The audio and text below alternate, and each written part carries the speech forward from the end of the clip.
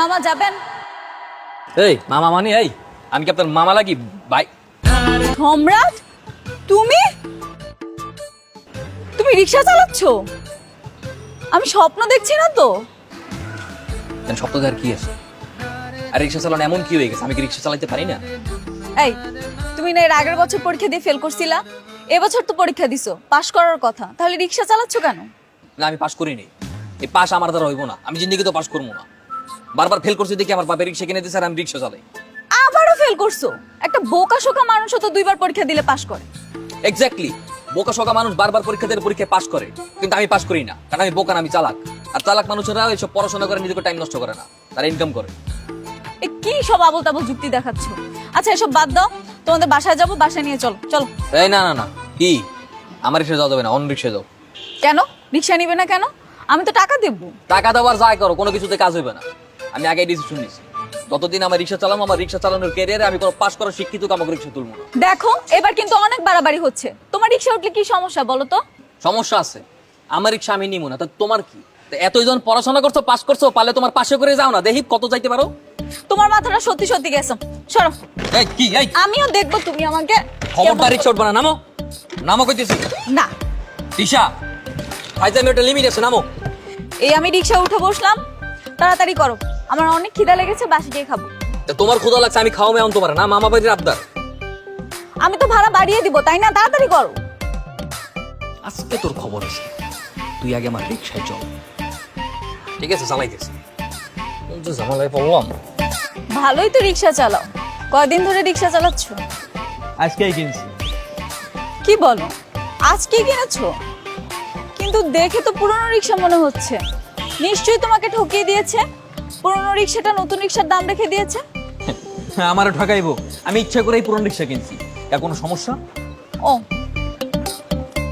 ভাড়া ভাড়া তো আমি দিচ্ছি না, কে দিবে আমি জানি না। I am sorry, bye. এই আজব ব্যাপার, এই আস্তে, ভাড়া দিব না মানে? ভাড়া না দিয়ে যাইতে দেবো না, কিন্তু এনে আটকে রাখবো, কিন্তু আজকে বিশাল একটা কাহিনী হয়ে যাবো, কিন্তু কয়ে দিলাম। আমি ভাড়া দিব না, তুমি কি করবা? এই তুই এখানে কি করিস? আমি এই হুদাই এই নেই, আপনার মেয়ে আমার লয়ে এসেছি, কামে এসেছি। আপনি আমার ভাড়াটা দিয়ে তাড়াতাড়ি বিদায় করেন, আমার বহুত কাম আছে। তোর ভাড়া কত? 150 টাকা। 150 টাকা? এত টাকা কেন? মামুনি, তুমি কোথা থেকে এসেছো? আঙ্কেল আমি তো স্টেশনের পেছনের রোড থেকে এসেছি। হ্যাঁ, স্টেশনের পেছনের রোড থেকে 150 টাকা ভাড়া নাকি? এই স্টেশনের পেছনের রোড থেকে 150 টাকা ভাড়া হয়? হ্যাঁ হয়, আমার রিক্সায় হয়। জিগাই ওঠে নেই, ওঠার সময় আপনি আমার তাড়াতাড়ি ভাড়াতে বিদায় করেন, নইলে কিন্তু আপনার বাসায় গিয়ে ধর্মঘট করবো। ফেল কইরা পড়ালেখা না কইরা এখন রিকশা চালায়, খুব ভালো মানাইতেছে। ওকে এত রাজকীয় খাওয়া দেওয়ার দরকার কি? ও তো রিক্সাওয়ালা, রিক্সাওয়ালার মতো খাবার দাও। ঠিক আছে, খেলাম না। মা, আমার কোনো কিছু দেওয়া লাগবে না, তুমি আমার জন্য ডিম ভাজো আর পেঁয়াজ আর মরিচ নিয়ে এসো। তোমরা কি পাগলামি শুরু করেছো দুজন? পাগলামি করছি না, ওকে ডিম বাজিয়ে করে দাও, যাও।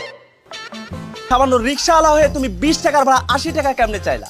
আস্তে ভাই আস্তে, সামান্য রিক্সাওয়ালা কারে কোন? হ্যাঁ, আপনি তো চাইতে বহুত ভালো আছে, আপনাকে মতন না যে এসি রুমে বইয়া কম্পিউটার গুতাইয়া মানুষের বুঝন বুঝে টাকা ইনকাম করি, বুঝেন নাই? মাথার কাম পায়ে ফেলায় পরে ইনকাম করি। চর দিয়ে দাঁত ভেঙে দেবো, বেয়াদব ছেলে কোথাকার। এতই সোজা না? মানে রিক্সাওয়ালা দেখলেই পিড়াইতে মন চায়, রিক্সাওয়ালা পিড়াইতে পিড়াইতে হাত অনেক লম্বা হয়ে গেছে ভাই, আতামাগও আছে, শ্বাস থাকলে গায়ের তুলে দেখেন না, এই হাত লয়ে বাসায় যেতে পারবেন না। আরে তো ভারী বেয়াদব ছেলে। এই তুমি আমার চেনো? আমার চেনো? তুমি জানো আমি তোমার কি করতে পারি? কি হয়েছে হাসান ভাই? আরে ভাই দেখেন না, এই রিক্সাওয়ালা আমার সঙ্গে বেয়াদবি করতেছে। তুমি এখানে? হ আমি। আপনি চেনেন নাকি? না না, চিনি না ওকে।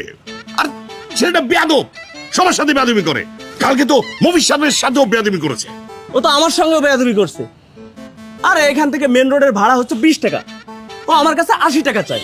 তাই নাকি? হ্যাঁ। এই এত টাকা ভাড়া চাও কেন? হ্যাঁ, আরে ভাই,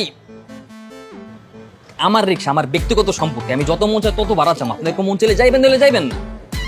ভাই এর সাথে কথা বলে সময় নষ্ট করেন না তো। যান, আপনার কাজ আছে, যান কাজে যান। ঠিকই বলেছেন, আসলে ছেলেটা বেয়াদব। আসলে দোষটা ওর না, দোষটা হচ্ছে ওর বাবার। ওর বাবা ওরে পড়াশোনা না শিখিয়ে বেয়াদব বানাইছে। না না, আপনি এরকম কেন ভাবতেছেন? এটাও তো হইতে পারে বাবা মা অনেক চেষ্টা করছে তার পড়াশোনা করানোর জন্য, সেই পড়াশোনা করে না, তাই তো রিক্সা কিনা দিছে।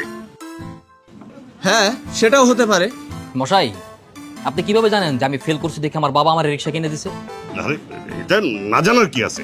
আজকাল তো এসব ঘটনা ঘটতেছে। বাবা মা চাই পড়াশোনা করাইতে, ছেলে পড়াশোনা করে না, ফেল করে, রিক্সা চালায়। ঠিকই বলেছেন, তারপরেও আমি বলবো যে দোষটা ওর বাবার। ওর বাবা ওকে ঠিক মতো মানুষ করতে পারেনি।